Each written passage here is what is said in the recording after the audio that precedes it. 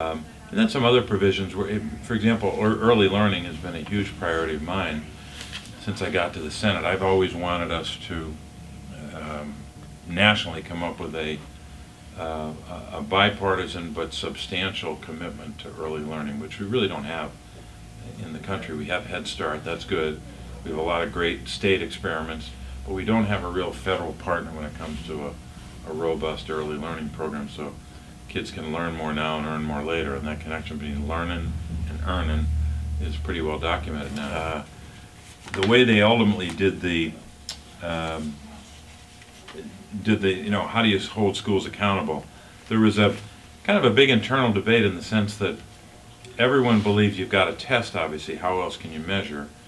But how you test and when you test became part of the debate. And now you have schools and a lot of educators and others, people on different sides of the political spectrums, saying folks are too focused on teaching and the tests, or too focused on testing, not teaching, too focused on testing. Or teaching to the test. Right. Yeah, and the test becomes so high stakes that the whole school is wrapped around this anxiety of the tests.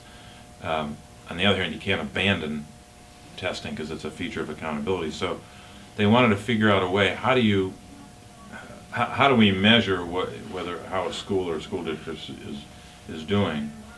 And they want to make sure that even if a school district looks good overall and a school looks good overall, what about a subgroup? What about kids in a certain subgroup who are doing terribly and everyone just says, well, tough luck, the school's doing well. So this is what they came up with. This is kind of a simple box chart here, but it broke it into two categories: schools that should implement comprehensive support and schools that should implement more targeted support.